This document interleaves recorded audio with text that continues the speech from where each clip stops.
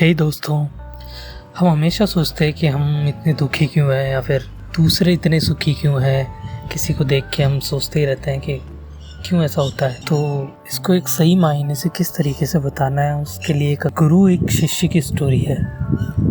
तो चलिए सुनते हैं। तो एक शिष्य अपने गुरु के पास गया और बोला, गुरुदेव, दुख से छुटकारा पाने का कोई उपाय बताइए। शिष्य ने थोड़े ही शब्दों में बहुत बड़ा प्रश्न किया था। दुखों की दुनिया में जीना, लेकिन उसी से मुक्ति पाने का उपाय भी ढूंढना बहुत मुश्किल प्रश्न था।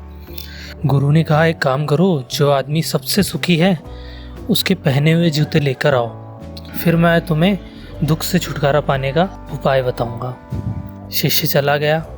एक घर में जाकर पूछा, भाई तुम तो बहुत सुखी लगते हो, अपने जूते सिर्फ आज के लिए मुझे दे सकते हो? उसने कहा, कमाल करते हो भाई, मेरा पड़ोसी इतना बदमाश है कि क्या कहूँ।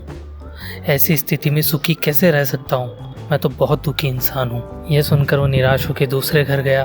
दूसरा बोला, अब क्या कहूँ भाई, सुख की तो बात ही मत करो, मैं तो पत्नी की वजह से बहुत परेशान हूँ। ऐसी ज़िंदगी बिताने से अच्छा है कि कहीं जाकर साधु बन जाऊँ। सुखी आदमी देखना चाहते हो तो किसी और घर में जाओ। वो वहाँ से भी निराश होके तीसरे घर गया, फिर चौथे घर गया। कोई अपनी पत्नी को क्रूर बताता था, कोई अपने पति को क्रूर बताती थी।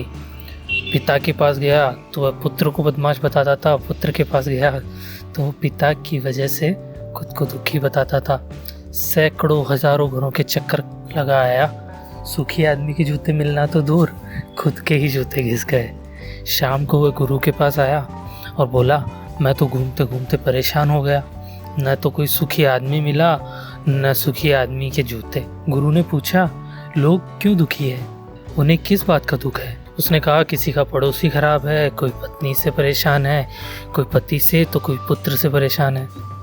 आज हर आदमी दूसरे आदमी के कारण दुख भोग रहा है। गुरु ने बताया, सुख का सूत्र है, दूसरे की ओर नहीं बल्कि अपनी ओर देखो, खुद में झांको, खुद की काबिलियत पे गौर करो।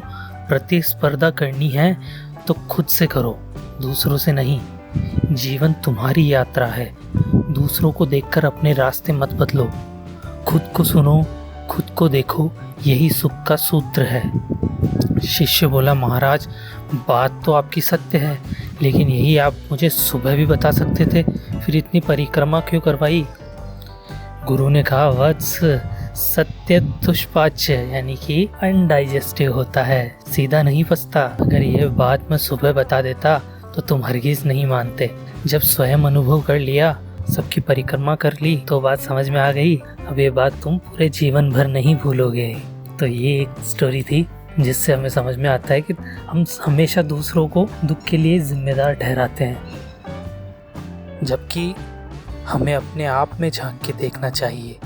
खुश रहने के लिए हमें किसी कारण की ज़रूरत नहीं है, हमारा जिंदा रहना ही हमारी सबसे बड़ी खुशी का कारण होना चाहिए। वी आर अलाइव, वही सबसे बड़ी खुशी की वजह है। तो खुश रहें और बी सेफ, और चैनल को सब्सक्राइब करना ना भूलें। Thank you so much.